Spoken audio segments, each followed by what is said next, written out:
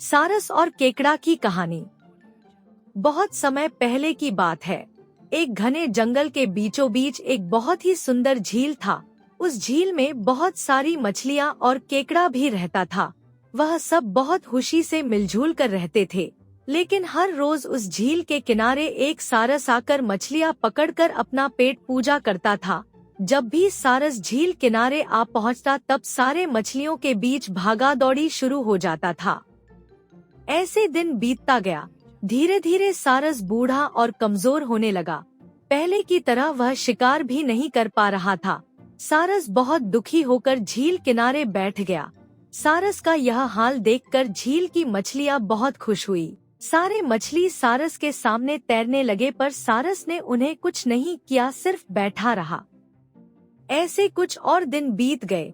सारस को ऐसे एक जगह बैठा हुआ देखकर केकड़ा सारस के पास आया और पूछा, भाई, 2-3 दिन से देख रहा हूँ तुम यहाँ चुपचाप बैठे हो, एक भी मछली नहीं पकड़ा, खाना भी नहीं खाया, क्या बात है?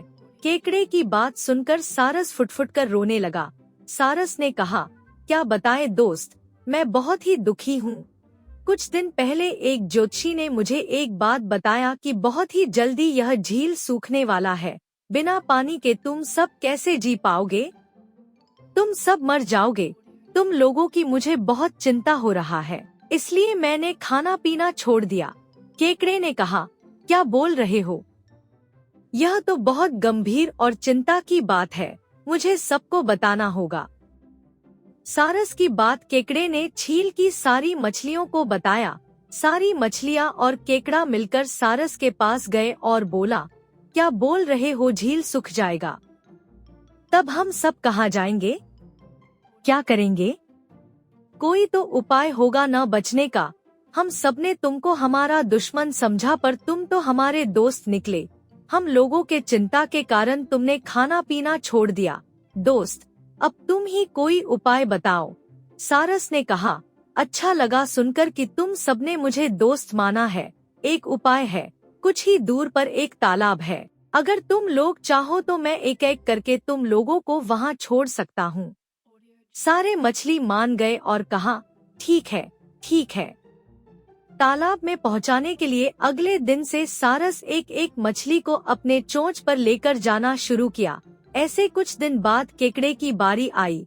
सारस केकड़े को लेकर रवाना हुआ। कुछ दूर जाने के बाद केकड़े ने सारस को पूछा, भाई, यह तालाब और कितना दूर है? केकड़े की बात सुनकर सारस हंसने लगा और कहने लगा, तालाब? कैसा तालाब? यहाँ कोई तालाब नहीं है। मैं तो खाने के लिए तुम सबको यहाँ लेकर आ रहा हूँ। इतने दिनों से मछली खा खा कर बोर हो गया हूँ। आज बहुत मजा आएगा तुमको खाकर। आसपास देखो, तुम्हारे सारे दोस्त के हड्डियाँ। अब तुम्हारी बारी है। यह बोलकर सारस एक बड़े से पत्थर पर आकर आ बैठा। सारस की बात सुनकर केकड़ा बहुत गुस्सा हो गया और अपने आप को बचाने के लिए अपने दोनों हाथों से सारस का गला दबा दिया और कुछ देर बाद सारस मर गया।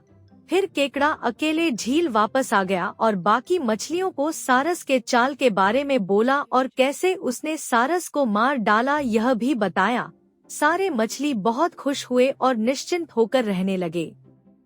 इस कहानी से सीख। इस कहानी से हमें यह सीख मिलती है कि हमें हर काम सोच समझकर करना चाहिए और किसी की बातों में नहीं आना चाहिए।